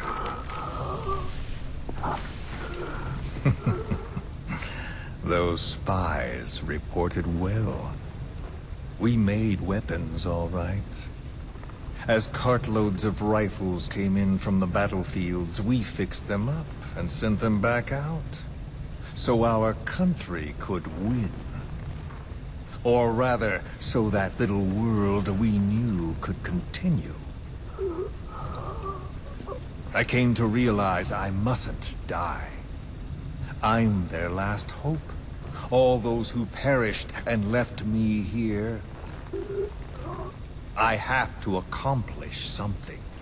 If I don't, their will be swept out of this world.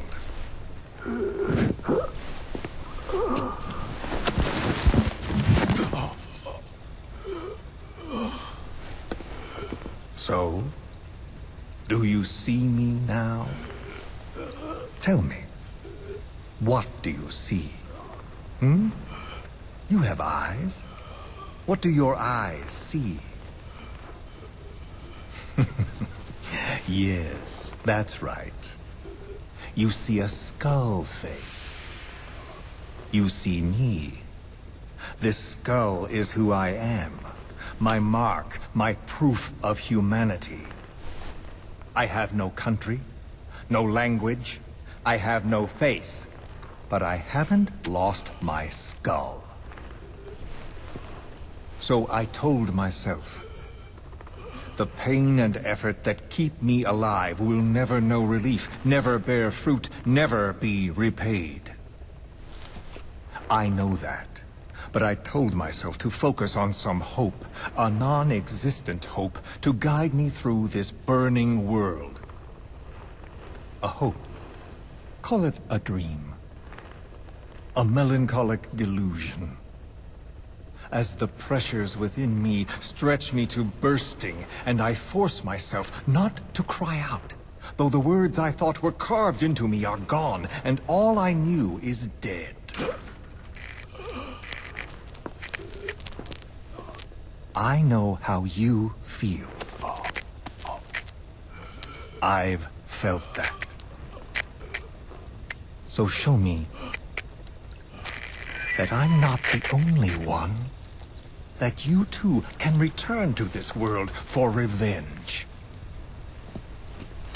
Do you see me?